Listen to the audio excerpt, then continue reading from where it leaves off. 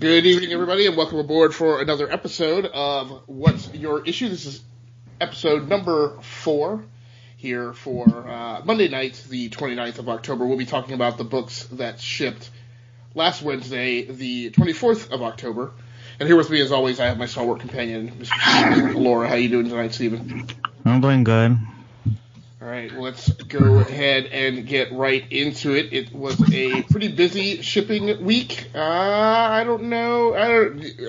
Did you feel it was a good week overall, Steven? It was all right. I mean, it wasn't. I don't think much combos came out this week for me. Yeah, I felt it was a little. I mean, we're going to talk about it. I didn't think it was a great shipping week. It was like it wasn't great this week. It was only a few issues that were good, I think. Yeah, it was. It seems to be going every other week for these last few weeks, where there's a really strong week and then kind of what I would call a weak week. So let's start by talking about the first of those issues in our rundown tonight, Spider-Geddon number 2. Now, I put this issue on the rundown for me, but you also read it, correct? Yeah, I did. So, of course, this was actually one of the ones that I added to my reading list because I pulled it from yours, so we'd have a little something extra to talk about. Now, that all being said, I'll also preface it by saying I've never been all about this whole Spider-Geddon thing, like this Marvel effort to kind of make a Bat Family kind of equivalent in the Marvel Universe. But it does feature my favorite villain, my favorite Spider-Man villain of all time, Morlun, who is a John Romita Jr. Creation, if I'm not mistaken. John Romita Jr. was doing the artwork at the time. I think he was actually created when JMS was writing Spider-Man. So I am a big fan of this character. I'm not so much a big fan of the whole Inheritors shtick. With it's not just Morlun, but it's also his family. And I think we didn't talk about Spectacular Spider-Man last week, which was where Morlun came back. So in this issue, you have I don't know what you call them, the Spider-7, I guess, facing off against two of Morlun's siblings. So you had Otto Octavius, who's now the Superior Octopus, which I think is pretty cool. Miles Morales, Spider-Punk, Spider-Gwen, Spider-Woman from, I guess she's from another Earth, from Earth 982, and then Octavia Otto, the Otto Octavius equivalent, essentially, from Earth 1104, and Spider-Ham. And let me say specifically, I'm not a huge fan of Spider-Hams at all. I like him a lot. Okay. So the talent on this issue, you had Christos Gage, Jorge Molina on Christos Gage on story, Jorge Molina on pencils, crazy mix-up of multiple inkers, Jay Leiston, Craig Young, and Robert Poggi,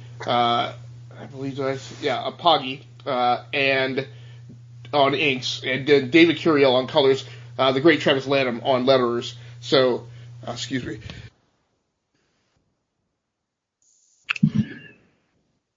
So you really kind of had a tour de force on talent. I'm sorry, my allergies are going off. It's okay.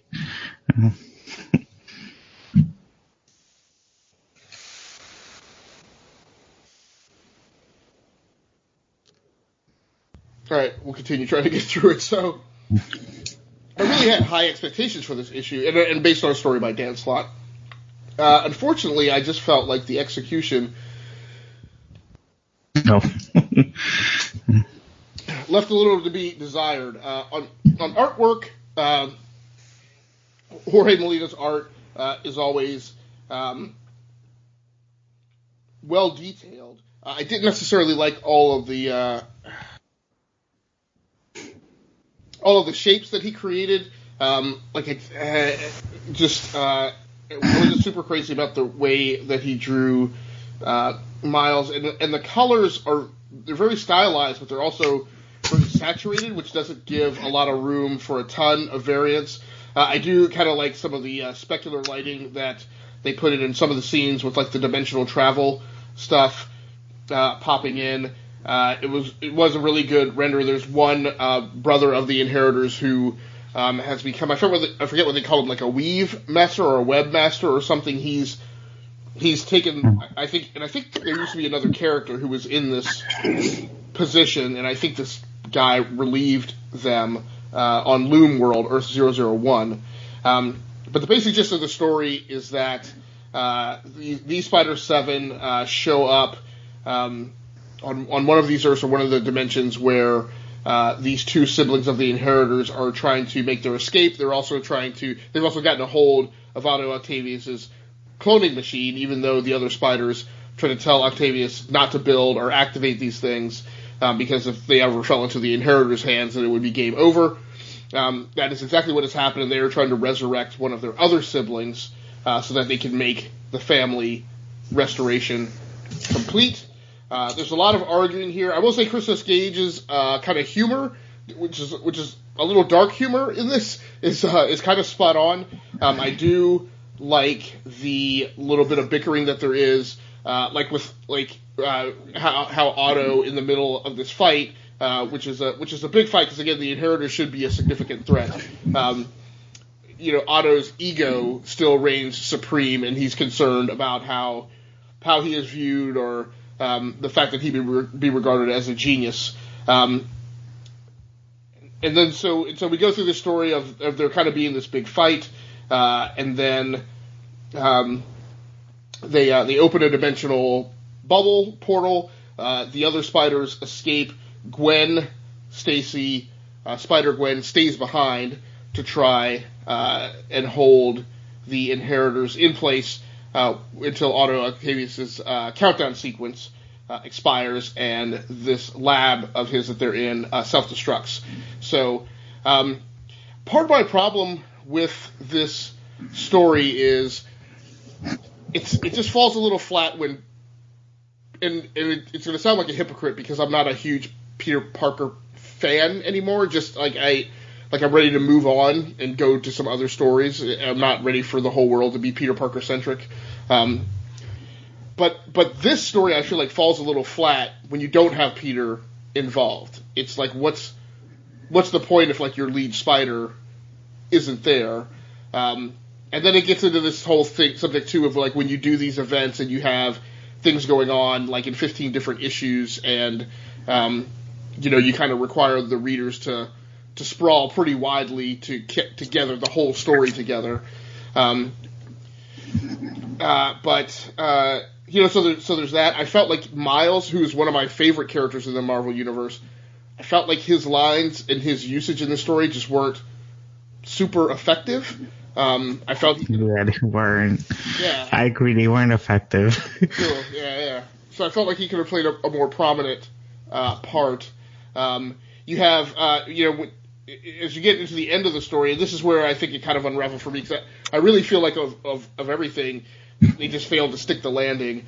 Otto gets back into the Superior Spider-Man costume, which I just like. We had so many years of the Superior Spider-Man with Otto's brain controlling Peter Parker's body. Like I like this isn't what I want to see resurrected in this, right? I love the notion of Otto Octavius being the Superior Octopus and being in this new green, black, and white uniform. Like that is awesome. And I would like him to stick with that. There's a lot of conversation in this about, should they be killing the Inheritors? Otto's feeling being that Parker, let them live, and that's a severe mistake. And so the spiders are kind of factionalized between some of them who are going off to recruit, heroes who they feel can help them, fight an honorable fight, and Otto and people who have lined up with him who are going off to get people who they think will kill. There's a brief flash to. It looks like. I mean, it's a Spider-Man. It looks like, and I don't. Is Kane Parker in there? Is that the one that has the Spider-Man outfit from the MCU movies? I'm sorry. No. So there's a Spider-Man outfit in here that not from the movies, but I guess from the video game. It seems like the the blue and red, but with the white spider on the chest? Oh yeah, that is from this video game. Okay, right. Yeah. And it's kind of like a cameo. It's like they like Otto has like these monitors up and he's looking for these spiders to recruit, and he passes by this one Spider-Man variant and he just goes, huh, interesting. And then he moves on. So it's like it's a nod to the video game, which I guess is fine. But there's the whole thing of like, it seems like every time Gwen is utilized in one of these Marvel Universe sprawling issues, it seems like her shtick is always to sacrifice herself, which feels a lot kind of like how the Flash is used in the DC universe. Barry Allen seems to always be the one willing and needing to sacrifice himself to solve some great, cosmic crisis. So I was a little bothered by that feeling repetitive, but then it doesn't stick, right? You get to the end of the comic and she's actually alive. She just doesn't know.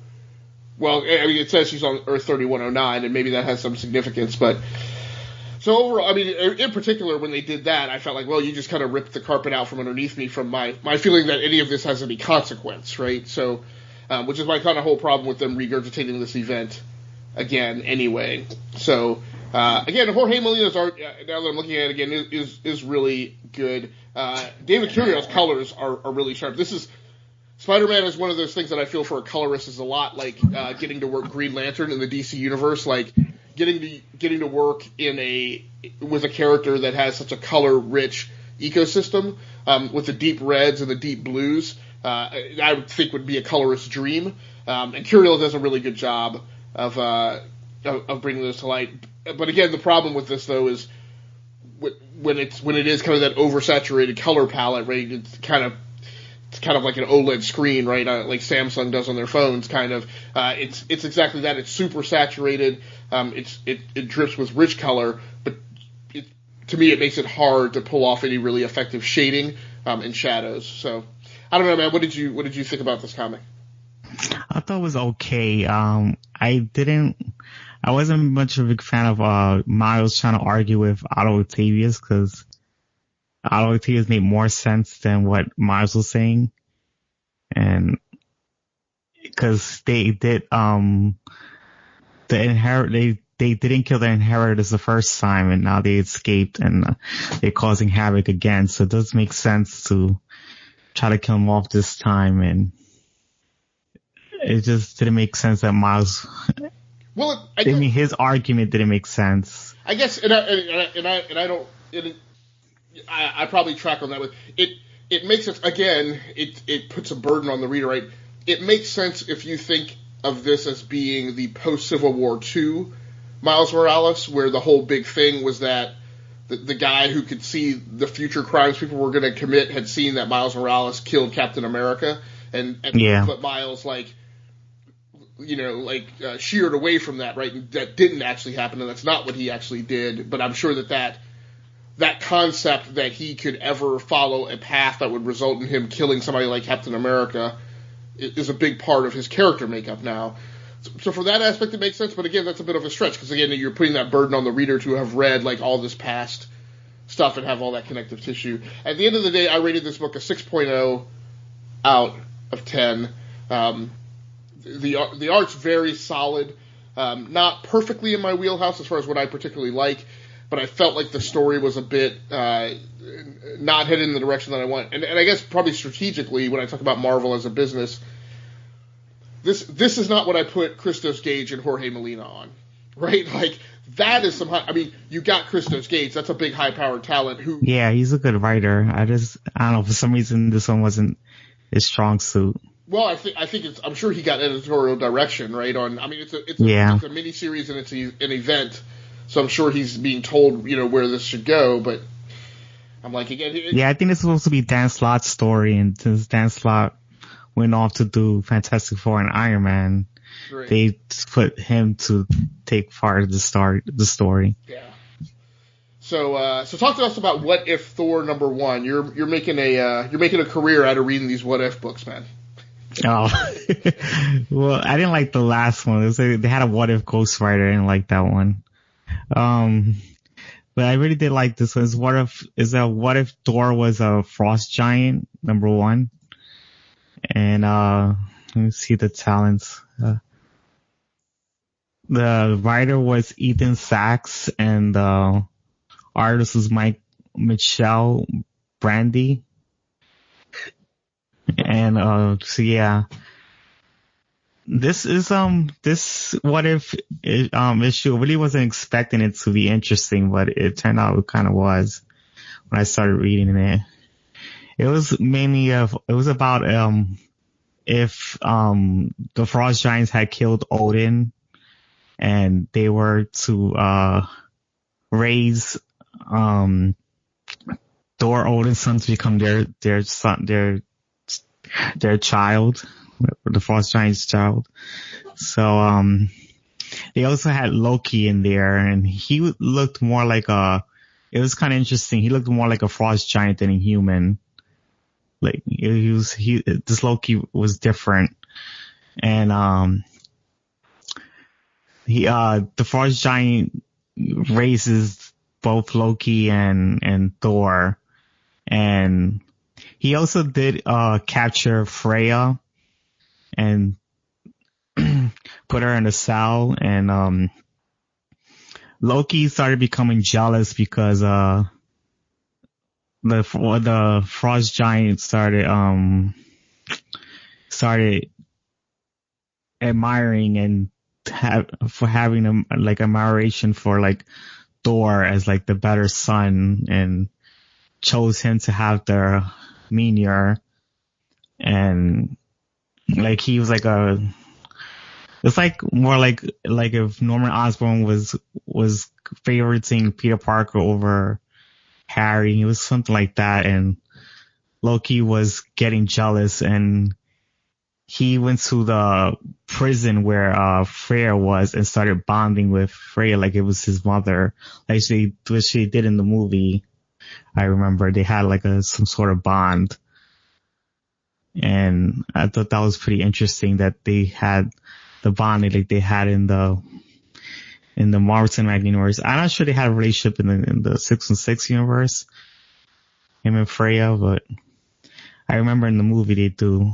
But yeah, so once the Frost Giant, the father finds out that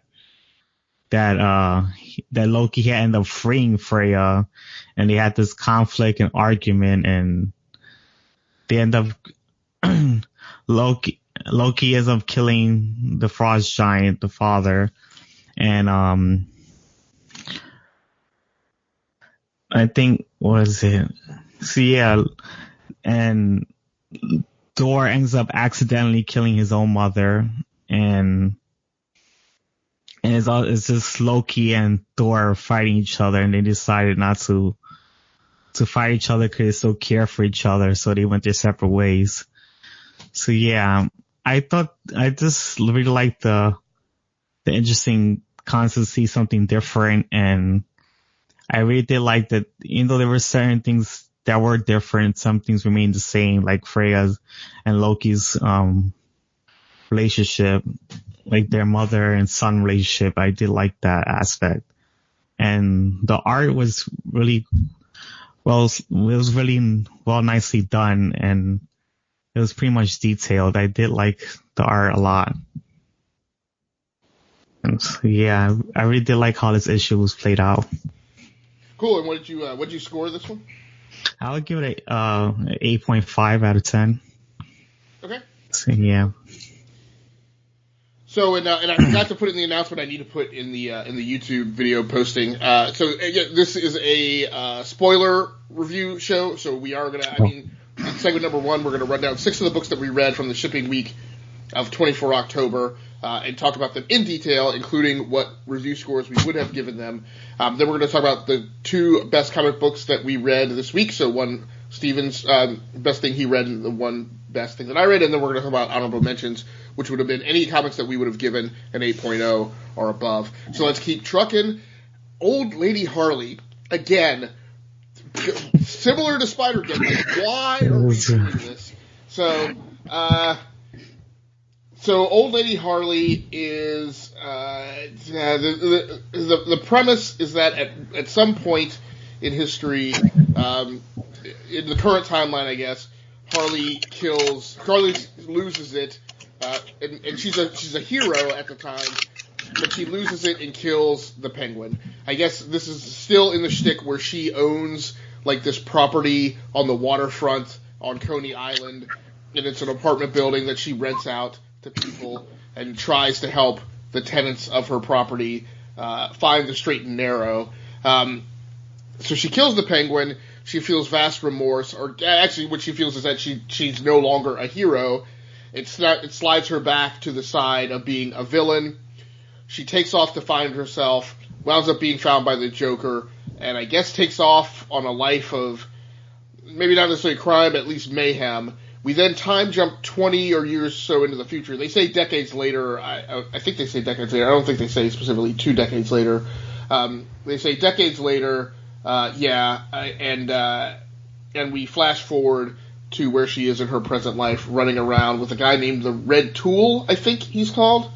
Yeah, it's Red Tool. Okay, so there's problems I have with this whole thing. It's probably a little unfair because probably this comic was never made for me in the first place. It is a slightly, I guess, satirical take on the character Harley, and almost kind of an Elseworldish tale of exploring, a possible timeline. This is kind of like that Star Trek episode where you see them pop into another dimension or go somewhere else in the timeline, and they see themselves, and they aren't quite the same people that they've actually become. But at the end of the day, it's a throwaway story because it's a tale of what could happen. It's not really in continuity. So the talent on this issue is Frank Thierry wrote the story, Inaki Miranda on art, Eva De La Cruz on colors, and Dave Sharp on letters. We're going to see Dave Sharp on letters a number of times in our reviewed rundown this week. Man, this issue kind of didn't do a lot for me. There are some neat little kind of things, like they, I guess in the future they have cloned Cat Grant, and so Cat Grant basically does all of the news on all of the news networks, and so as the person is channel surfing watching the news, it's either one network and it's all Cat Grant, or it's multiple networks with Cat Grant clones covering all of them. But she's in various situations. Apparently zombies are a thing in the future, as you would think that they would be. So zombies are brought up a couple times. I will say, the artwork was the artwork is good. There's one scene here on this again, kind of on this warehouse district on Coney Island, which has this beautiful black background. I guess that's De La Cruz doing the colors. And the scene of Harley choking the Penguin to death.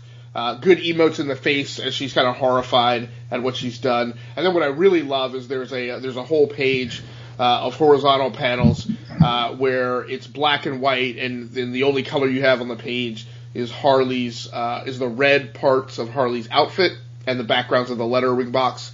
Again, Dave Sharp doing a great job on lettering across a couple books this week. And again, great emotes on Harley's face in the bottom panel.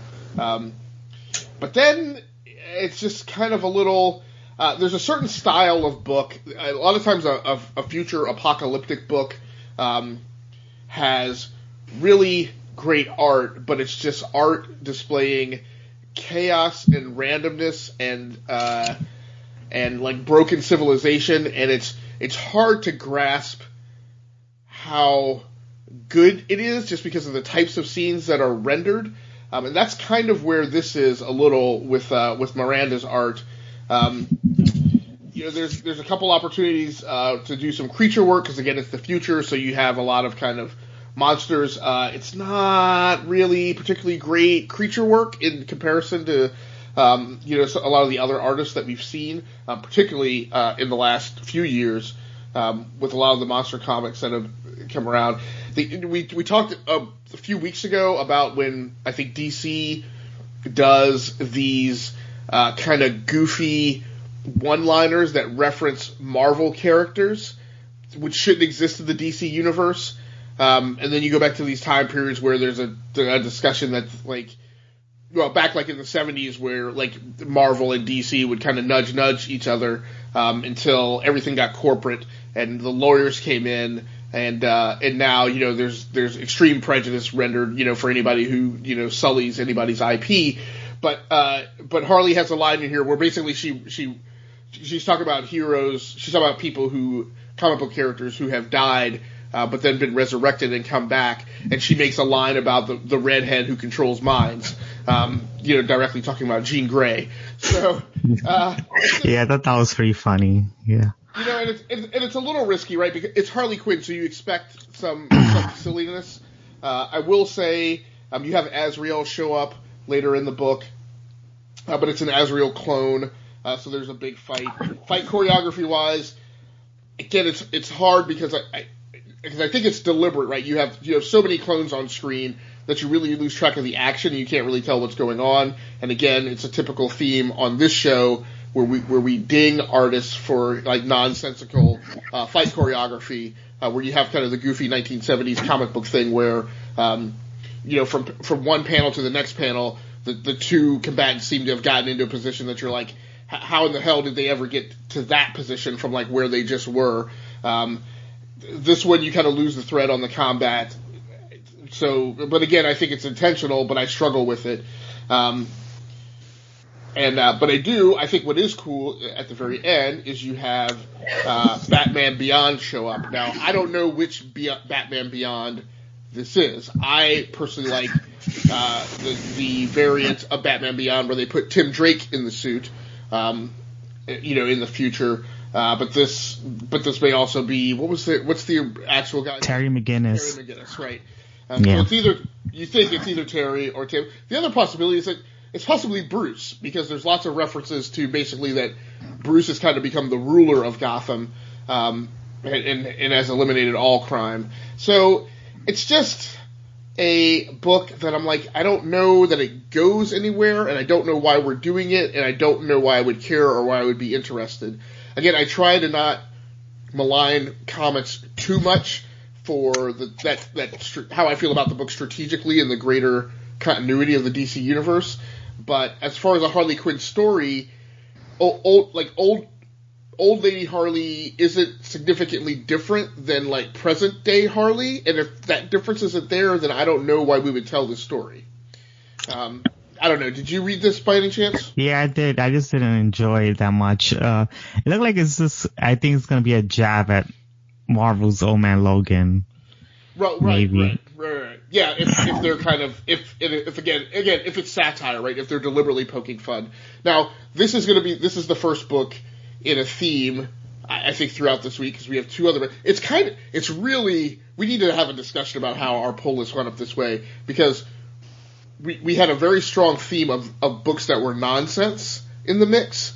And again, I think that very much colored my perspective on this week. And it's just kind of weird that across Marvel and DC, that all of these books would have come out in the same week. So I scored this issue a 6.5 out of 10. And this was the third comic that I read out of my stack this week. Again, I was as lukewarm on it as I was about Spider-Geddon. A lot of the same questions. Why are we doing this? What difference does it make, and why would I care? But I did feel like Miranda's art is very detailed, and it's really good-looking art. You know, and again, that artist, and I'm saying that artist, and I don't know if this is a man or a woman, but they were definitely contending with some scenes which are not your typical superhero capes kind of scenes, right? She does a lot of post-apocalyptic backgrounds and things like that, but then they also have to handle the superhero capes and tight stuff. So that was a little. Molina had to handle some weird backscapes as well, but just as I finished each issue, you know, I felt like I was more impressed by Miranda's art on old Lady Harley. Let's talk about the next kind of nonsense book that we both read. Oh yeah, this book is nonsense too. Freaking Moon Knight number 200. So I can't remember if I put this on from yeah, Fullest or yours. Oh, But go ahead, I had it on my full list. Yeah. It was the writer's Mac Bemis and the artist Paul Davidson, and I know the colors are Jason Burrows, Jeff Lemire. That many people on colors? I don't know. But... Well, I think this was a slightly oversized issue at 32 pages. I think there was a lot, because you had Davidson on art, but then you had Jason Burrows, Jeff Lemire, and Bill Sienkiewicz as guest artists. I suspect that those guys did like a page or two, maybe of scenes from when they were each on the on a Moon Knight comic. Yeah. May have been what. Oh yeah, they did have multiple different artists in that book. Yeah. Yeah. It was a lot of going on in this book. The story was with Moon Knight talking. He ends up meeting up with Ra and the Truth, and they end up getting arrested. And what is it? For some weird reason. And Sun King. Yeah, the Sun King. That's what it's all about. Yeah. And they end up going out of Ra ends up getting out of prison, and Moon Knight brings him over to his house to meet his wife and his child. And they end up talking to each other, and Moon Knight's I'm not sure if his girlfriend or his wife, but she doesn't like Ra, the Sun King, and she doesn't like that Moon Knight thinks that he has been convinced that he's turned to a good person, and they end up talking to each other. He talks to his daughter, gets to know his daughter a little bit, and they go off to fight. I forgot the villain's name, but it was Moon Knight's uncle. They went to go fight off, which is like some Nazi. Yeah, his uncle was a Nazi. I guess. Yeah, he's a Nazi. That's all I'll say. But yeah, they end up fighting his army, and then at the end they kill off Truth and Moon Knight's uncle, and then they end up putting Ra back into prison to, I guess, redeem himself, and that's how it ends. But this issue was really it was really all over the place. I did not like it. I would actually give it like around a 5 to 6 out of 10. It was just way too much. Like, they really try to make Ra into a good guy, and like in the span of one issue, which does not work for me. It's like they didn't have good character development. He's just a bad guy, and then bam, the next page he's a good guy, which doesn't make any sense to me. That's not how character development works, and I don't like that they try to push that character development in the span of pages. It just didn't work well with me. And I don't even know. I mean, it's so hard to know what the primary point of this is, right? Most of the book is a big monologue from Sun King, kind of running in the background and popping in, like strung across like every other panel. Mm-hmm. It's a lot of Sun King talking to Mark about like who he is as a man, and who he's trying to become, and why he is the way he is, and why it matters or doesn't matter. And I just I'm sorry, I'm a mainstream guy, right? I listen to pop music. I'm not super into indie movies or foreign films. I go see the AAA blockbuster stuff, right? Like, I don't, like, look, there's a point where comics, and I'm just going to say, there's a point where comics get too artsy, and they kind of undo themselves in their effort to be kind of overly pretentious. That's what this comic is to me. It is a super overly pretentious, nonsensical, where the red fern grows, like Faulkner kind of effort, and I'm just like, look, well, and I think there's a place for that in comics. I don't think that place is in a mainstream Marvel character comic that is the final issue of a run. Like none of this stuff makes any sense. Not even the ending, right? At the end, we see Mark dropping off Sun King, who I guess is still suffering from mental illness. Yeah.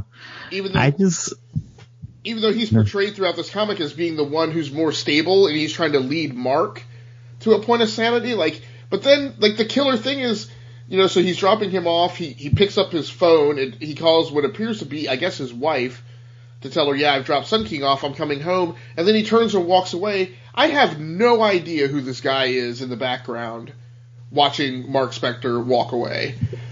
And I mean... Yeah. I guess they assume that, most people reading, the issue number 200 would be people who have been on this run at some point. You would know who that person is, but I mean, it just... Man, I mean, way to fall flat on a face on a landing. There's a lot of, everybody screaming in this issue, which I've mentioned over the past few weeks. It gets to the point where it's, dull. There's this point where, he's in Moon Knight. The person in the real world is Moon Knight, but the Moon Knight character is overlaid transparently on top of one of Mark Spector's personalities. This is in the middle of the fight with Truth, and, it makes it difficult to track, what's going on. I mean, I could think that the art is good, but there's some particularly great panel. There's a one page with a 2-part panel that is a zoom in on Sun King's face, and it is gorgeous. I mean, in the articulation of the facial features and the shadow on the wall of Sun King, but then a lot of it, it's just so weird and Edward Scissorhands and crazy that it just doesn't. It makes so little sense that it makes it hard to consume. I kind of like this Moon Knight. It's a shame that I'm seeing it for the first time, and this is the last issue. I kind of like this rendition of the Moon Knight armor, which has actual metal plating on the shin guards and on the forearm, and at the belt. But yeah, like you said, I mean, I rated this issue a 4.0 out of 10. Yeah, it's really bad, and it's just I don't know. I think I kind of understand why this series did failed, because to me, I noticed that Max Bemis, his psychology on what mental issues are, I don't think that's not his strong suit. And he knew a lot of stuff. He knew a lot of stuff about German history with Nazis and hating the Jews, but when it came to mental, knowing things about mental disabilities, he wasn't really. It was very weak on that. Yeah. And I could see that it didn't make any sense with Rob just turning from a bad guy to a good guy with a finger snap. It just didn't make any sense. And I'm not qualified to say how well he handled the mental illness. I think from that aspect, this was a good book to have in the world. But again, this is one of my quintessential problems with Moon Knight, and it's a shame because Moon Knight is one of my top 2 Marvel characters ever. But the problem is that whenever they have tried to make this topic of Mark Spector and his split personality, first of all, I think that mental illness story, I don't think it can go on as long as that they have made it a shtick, right?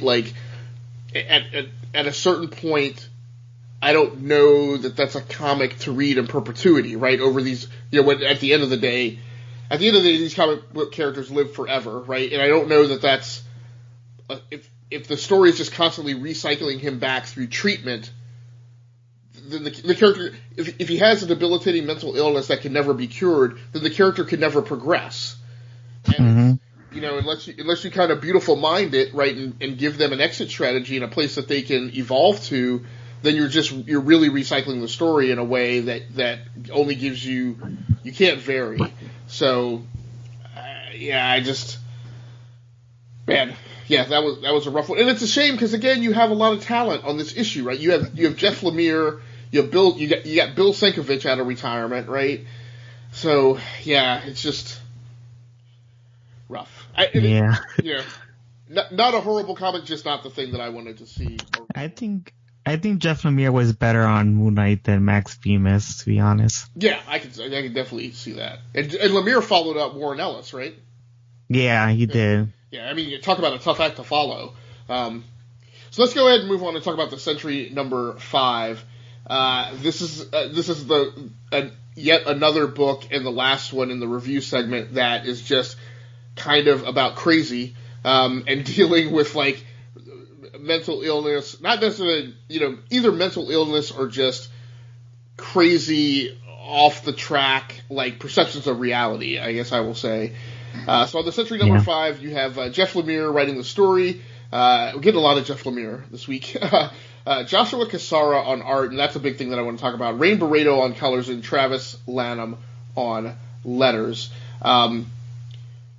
Great Scott, the flippin' art in this issue is absolutely flooring. Like, I don't think I've ever read anything with Cassara on art, and this is like graphic novel quality art in this. To me, it's absolutely amazing. In particular, the depth and the richness of the colors that he puts in. But again, unlike Spider-Geddon, it's a depth and richness of colors that doesn't lean on the oversaturation and the kind of the glossy effect. Right? Spider-Geddon looks like I don't know if you ever read physical issues of comics. Yeah, I have. Okay, so there was a point. Well, in the 80s, the glossy page thing was a special printing technique, and those books were more expensive. And actually, Marvel and DC didn't do them in their regular ongoings. They only did them for like special event comics or like an oversized issue. So they were something special to get a hold of. But then there was a transition where all the comics went to that glossy print. And it was one of the periods where the price of comics increased at the time. Spider-Geddon, even though I'm reading it digitally, like feels to me like a glossy page comic from like the late 80s, early 90s, or maybe that was late 90s that transition was taking place. This feels like it kind of doesn't lean on that as well. You get Billy, who's the arch nemesis of the Sentry, is in this issue having lost an arm. So he's fighting the Sentry one-armed. This is a slightly new or different costume for the Sentry in the deep red, whereas typically he's been in like the mustard yellow. I think the Void took over him because he didn't have that last issue, but this issue the Void took over him. And that's the main line part. We want a new costume, I think. Right. And that's the main line part of the sitch in this is that this is a new status quo for the Sentry where rather than feeling constrained or enslaved by the Void and therefore unwilling to fully access it or ever to tap into the power of the Sentry, Bob has decided that no, maybe the thing to do is to embrace the Void and invite it in, and that's what he's done. His power levels are now off the charts.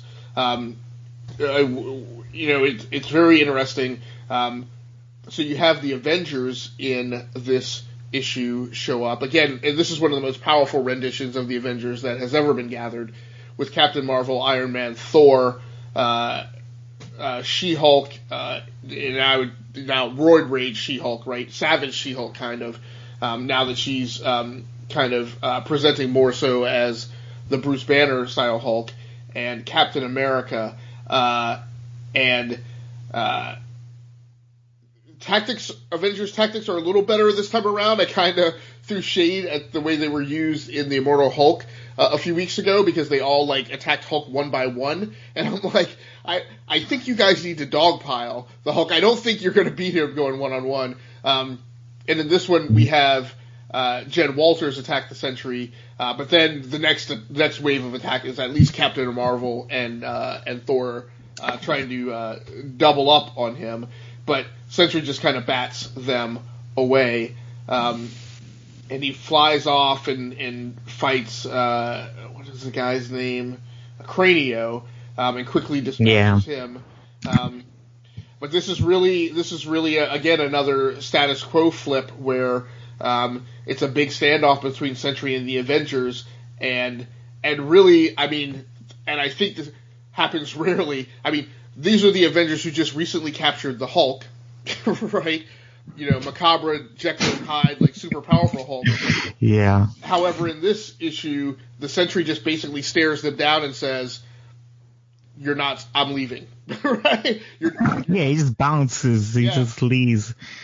Yeah, which it's just so weird. which I think is really representative of his power level, and to me, it's an excellent scripting by Jeff Lemire.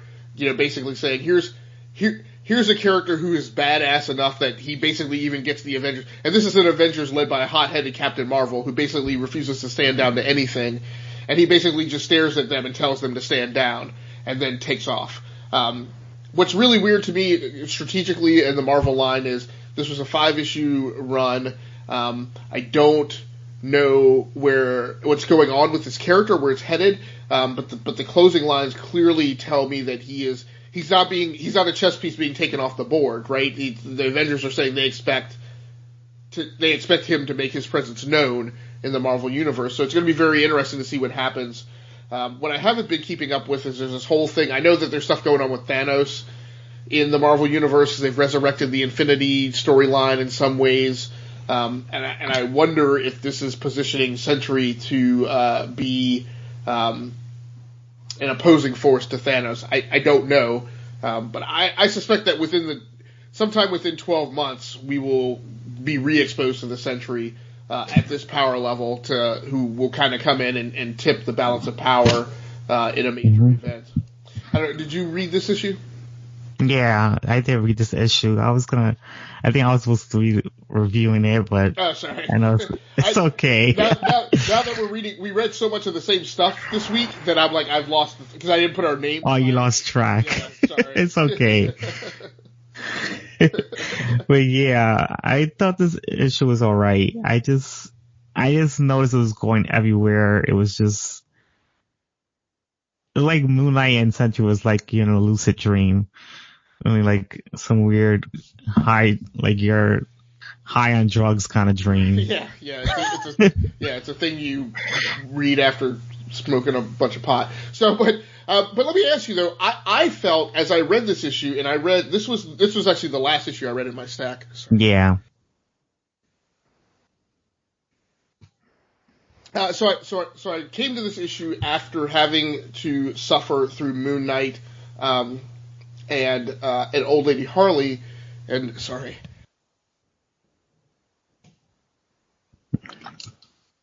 So at this podcasting station, I'm sitting right underneath my air conditioning vent. So that's probably why it's I have bad allergies anyway. But I felt like this was markedly more structured.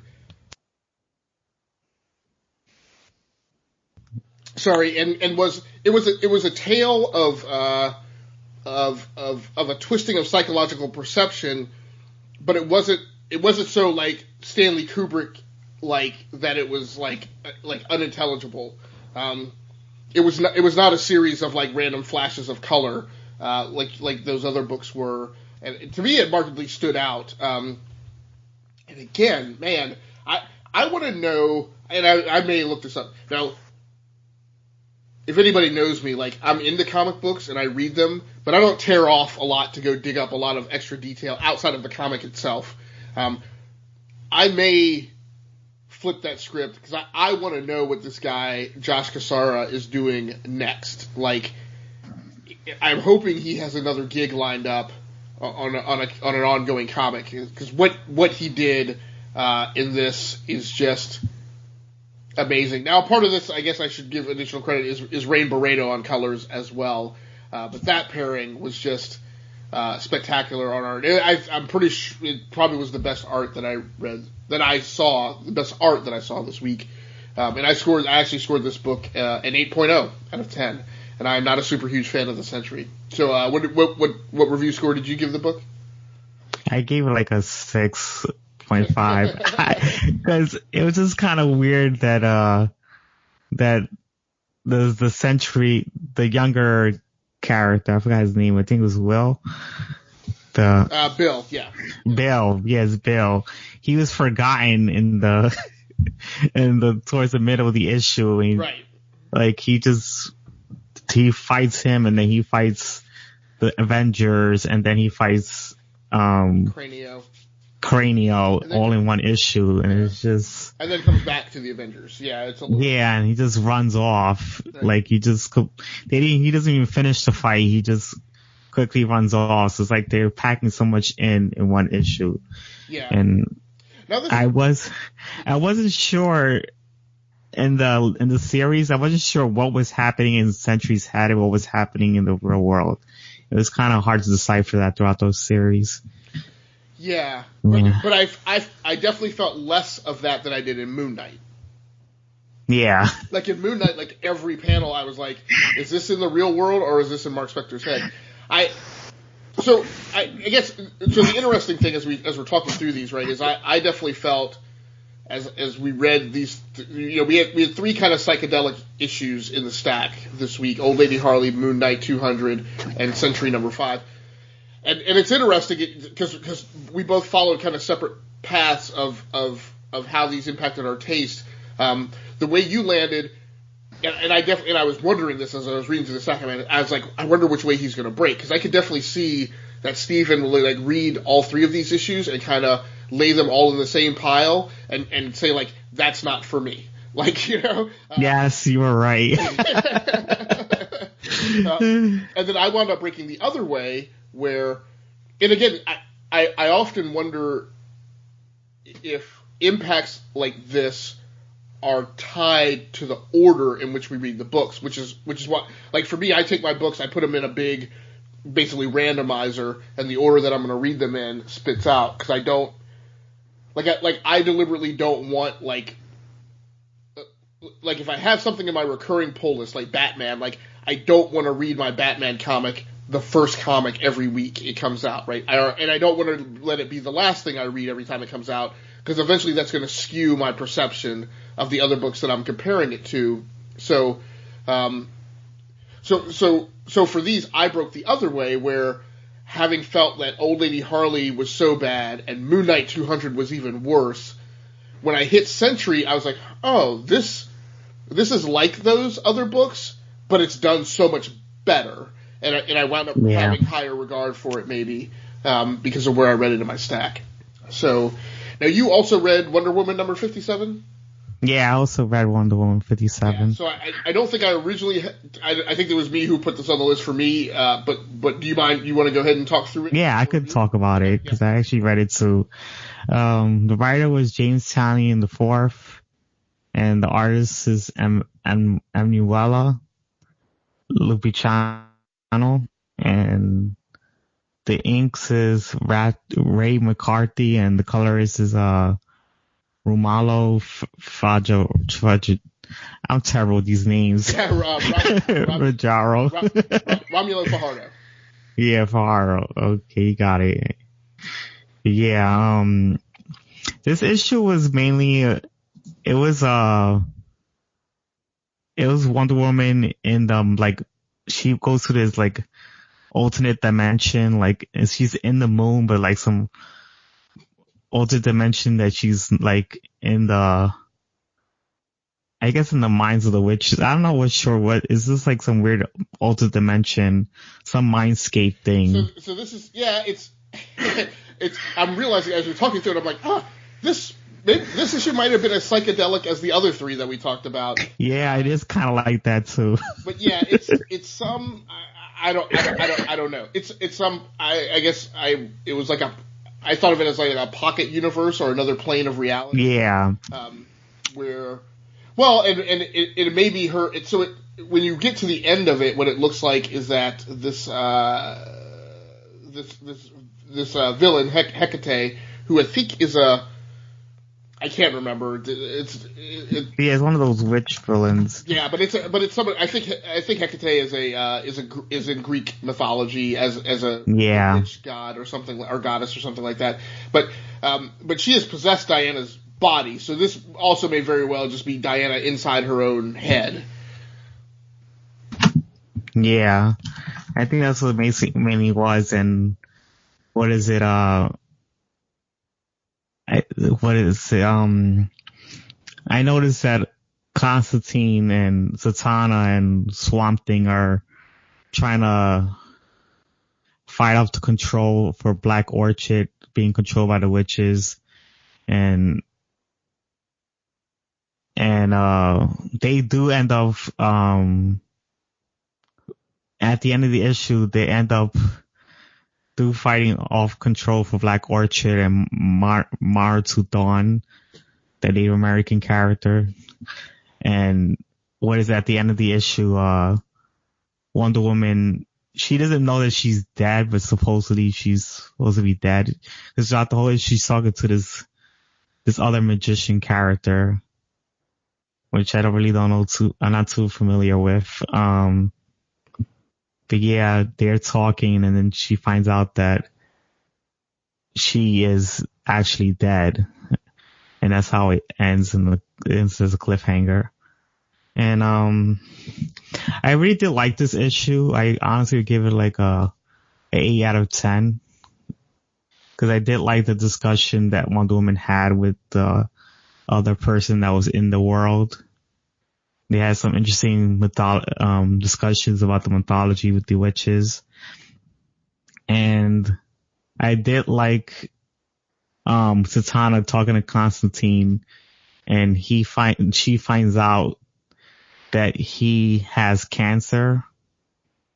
And I thought that was interesting that they had some discussion about when the Upside Down Man was taking out his blood and stuff, and almost killing him in the previous issues. Constantine confesses to Zatanna that he's been having cancer, and he needs to find a way to fight off these Hecate, before he ends up before the cancer kills him. Yeah, so you landed on this a lot better than I did. So this was the second. Oh. This was the second book in my stack, and so again, this is a little bit of this is caught up in what DC is doing as a company, right? Yeah. And it's weird in that I didn't feel so we had the Justice League Aquaman crossovers with Drowned Earth, and those feel okay. This is interweaving. This is a Wonder Woman issue that is very much more so a Justice League Dark issue than it is a Wonder Woman issue. It does feel that way. Yeah, so I get to the point where I'm like, why are these two different comics?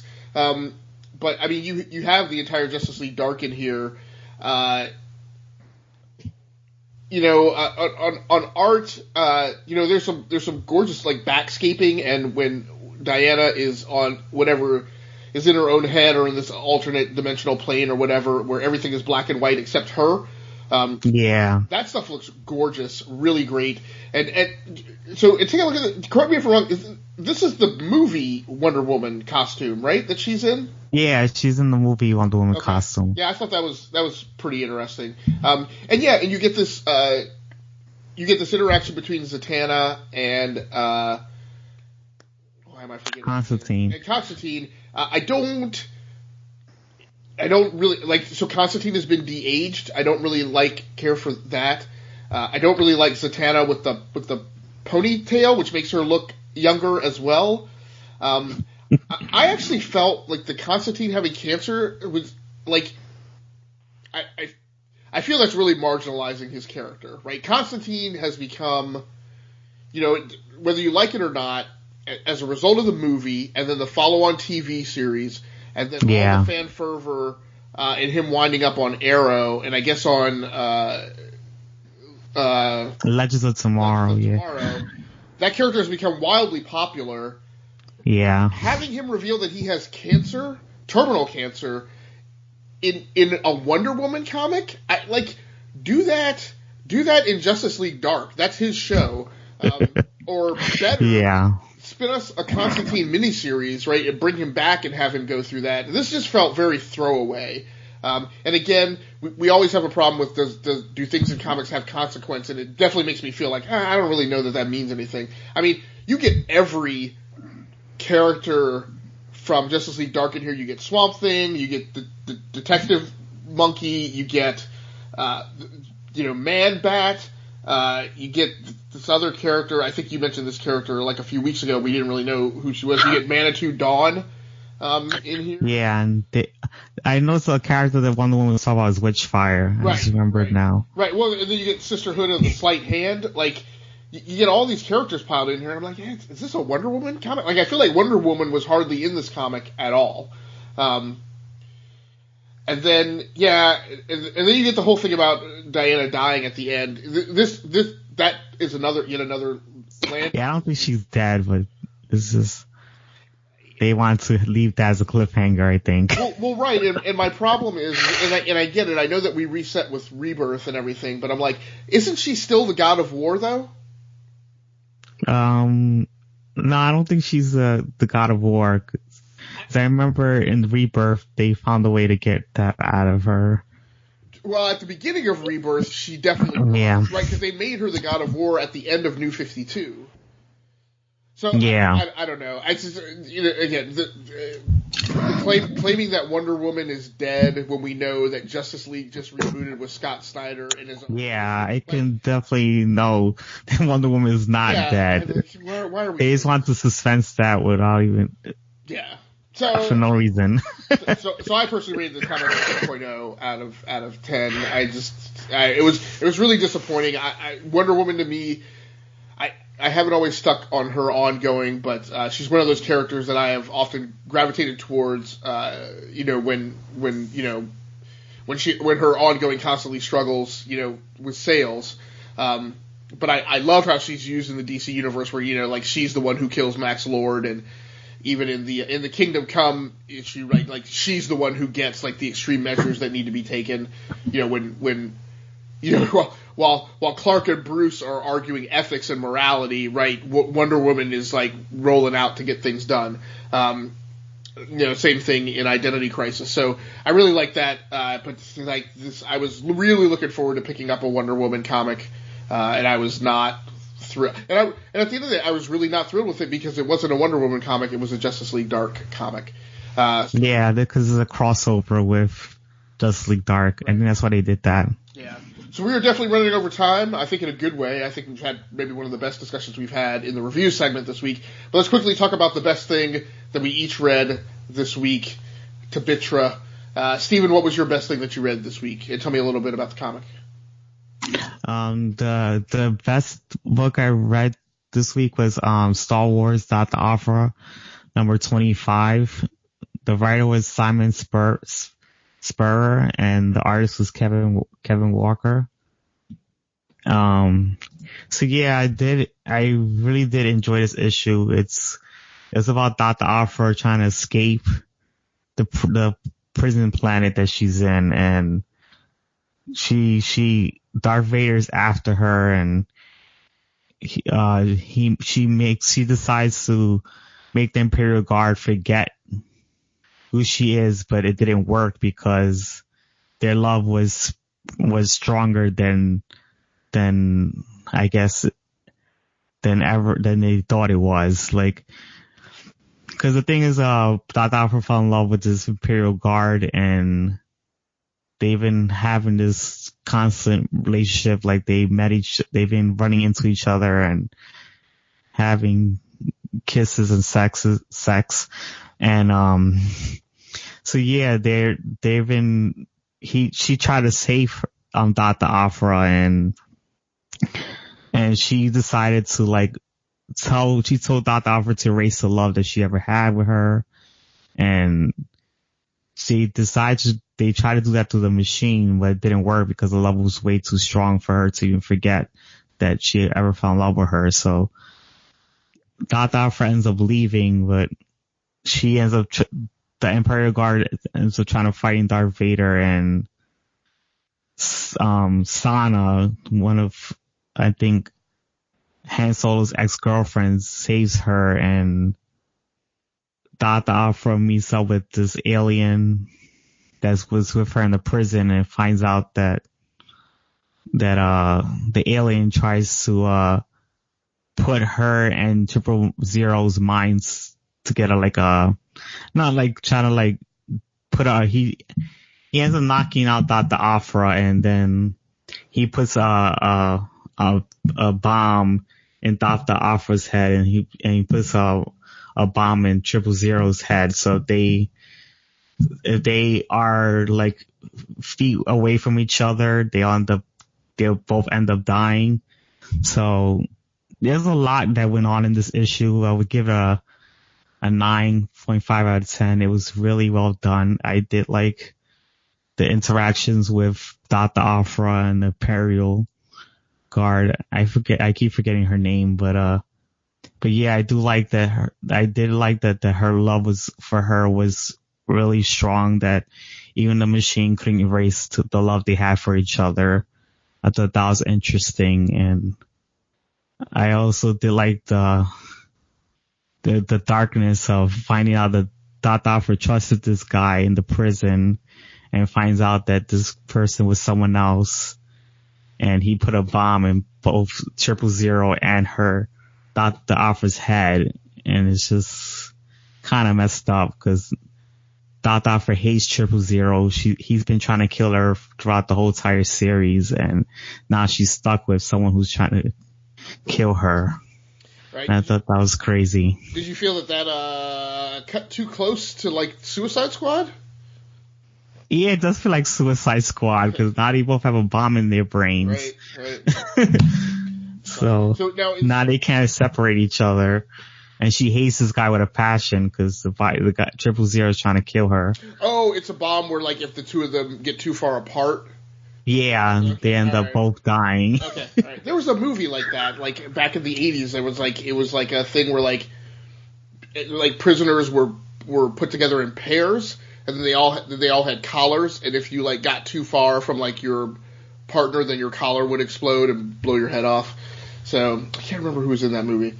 But now, is Dr. Aphra one of your regular recurring pulls? Are you reading that every month? Yes, I read that regularly. I really like the series. It's Kieran Gillen does he was writing a series before. He created that character, and right. So when he gave it to Simon Sparrow after he started writing Star Wars. Okay, because he created Aphra when he was writing Darth Vader, right? Yeah. Okay.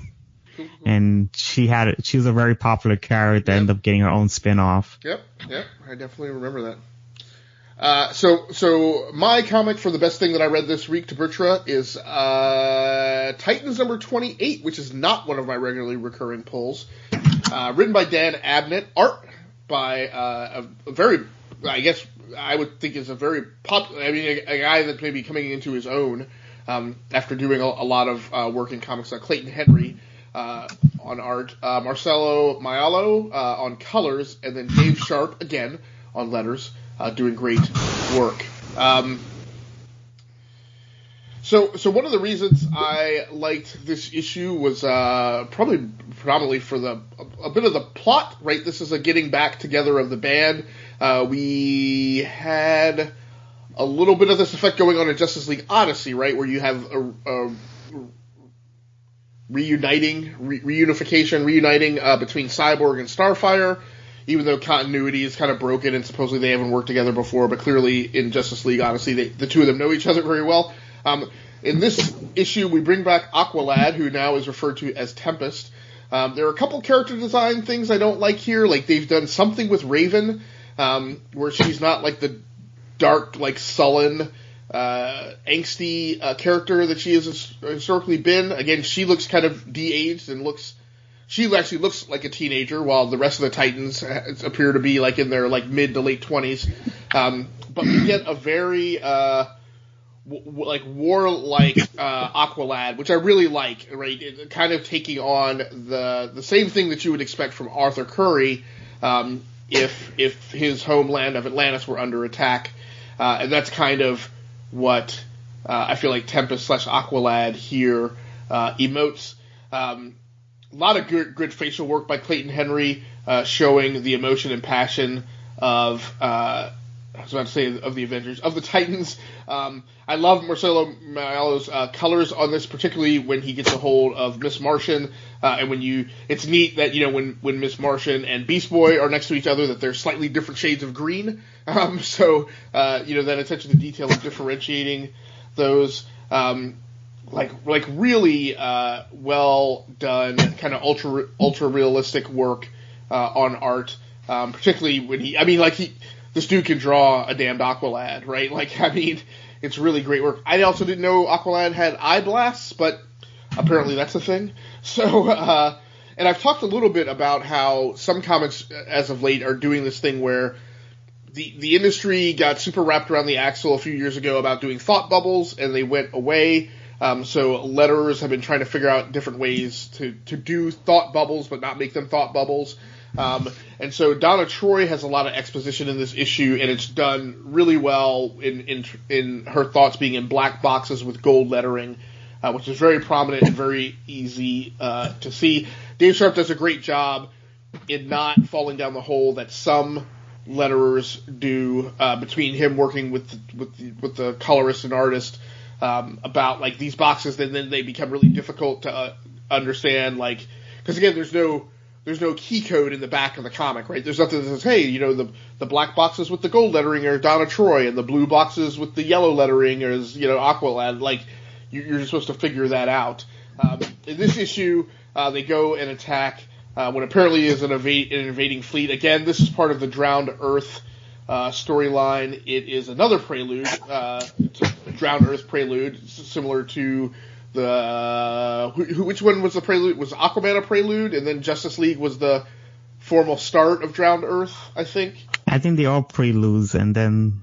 Okay, and then the next... Yeah, the next issues will be the actual start. Yeah, so they had 3 preludes. Yeah, so we go through this reunification, and there's this discussion, these asides between Aqualad and Donna Troy about Nightwing having been shot, and Roy Harper having been killed in the pages of Heroes in Crisis, and Donna admits to Aqualad that she hasn't told the rest of the team about Roy Harper yet, because she just doesn't want them to deal with it right now. She wants them to stay focused.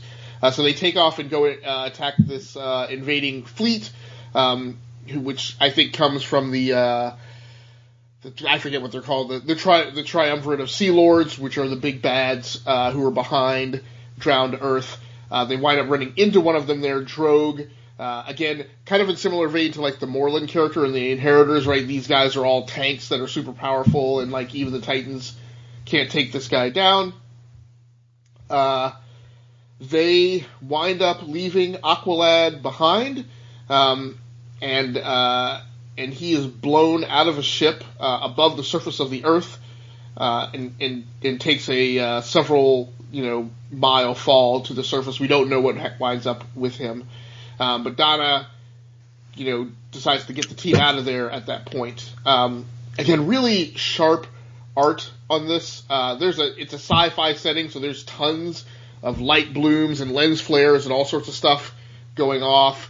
Good old-fashioned sound effects, a big shkoom in the background. Some of these fights are going on. Story-wise, at least from Abnett, and it seems like Dan, this whole Drowned Earth thing is something that Abnett is orchestrating, because he's on so many of the books as the writer, between Titans and Aquaman. And then cutting across recent crossover issues with Suicide Squad and whatever, yeah. So I actually really liked this issue. Like I said, I gave it an 8.0. Again, there still wasn't anything super spectacular. 8.0 is my minimum threshold, for really good comics. And there wasn't anything above that this week. Why don't you give me your rundown on your honorable mentions? Again, we're going really long tonight. All right. The honorable mentions is Batgirl number 28, The Silencer number 10, the Terrifics number 9, Return of the Wolverine #2, and Spider-Gwen, Ghost Spider #1. That's it. And then my honorable mention from my stack was the Sentry #5, which we talked about earlier. So go ahead and run me down through your... So that wraps up our coverage for the books that we read that shipped the 24th of October. Let's quickly do the rundown for what we're going to be reading in the upcoming week for the books that ship the 31st of October. So you kind of get a heads up of what we're going to be talking about on What's Your Issue, episode number 5. Steven, take it away with the rundown of your upcoming pull list. My pull list is Old Man Logan #50, which is the final issue. I'm definitely going to be reviewing that next week.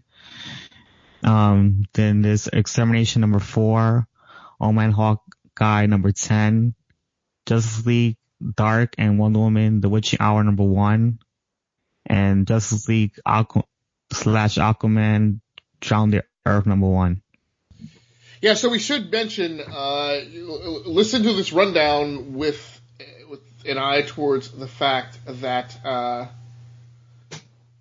that next week is a 5th week. I mean, this week is a 5th week. So there's not a ton of books. Well, theoretically, there's not a ton of the books shipping, but Marvel is shipping a crap ton of books. But they're all like not like mainstream continuity things. So there's actually a bunch of surprisingly, there's a lot of things to pick from this week, but in some places you get into tight corners where, as a result, I will also be reading Justice League Aquaman Drown Earth #1 because none of my DC books that I normally read are shipping next week. So I'll be reading Justice League Aquaman Drown Earth #1. I will also be reading Justice League Dark and Wonder Woman The Witching Hour #1. I'm going to pick up West Coast Avengers #3. Which is an old callback to one of my favorite comics of the 80s, but I have not had time to show that any interest in its reincarnation, so I will check that out. Despite having an incredibly low opinion of Black Panther number 3 or 4. I'm surprised you're picking that up again. Yeah, because remember I specifically said I normally don't eliminate a book from contention until I get 2 drop-in issues that I'm like, okay, if that comes up out of the randomizer as like another drop-in issue, I'm just not reading it. And I said the last time Black Panther #4 was bad enough that I wasn't even going to give it the 2 issues. I'm going to go ahead and give it the 2 issues, but also partially because it's a 5th shipping week and there's not a ton else to pick from, right? I'm going to go read Uber Invasion #17 from Avatar Press. Avatar Press is a small publisher that publishes a lot of books from I can't remember the name now. I don't think it was a Warren Ellis book, but there was a guy who started off the man, now I'm losing track on it, but it was like an ultraviolet comic that spawned a few variants, and that was kind of the shtick of Avatar Press. But they also do this war comic oriented series of books, and they come and go, they go on hiatus, and then they bring them back. So I'm gonna go read Uber Invasion #17 from your pull list, Stephen. I'm gonna also read Extermination #4 and Old Man Hawkeye #10. So those are the issues that we'll be talking about next week.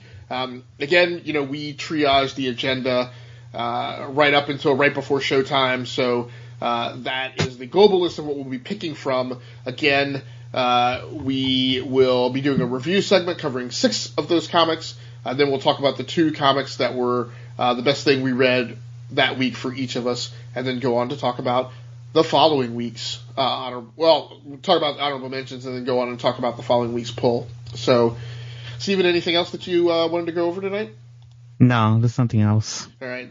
So, thanks so much. I apologize that we ran a little bit long, but I think that's because it was kind of a weird week that we really had to parse and decompose throughout this discussion of all the psychedelic books and comics of questionable points of perspective and perception. So, weird that the industry just kind of coalesced around that theme in one single shipping week. So, thanks so much for joining us for this episode of What's Your Issue. Again, we are seeing the uptake on YouTube, on SoundCloud, and on Pocket Cast.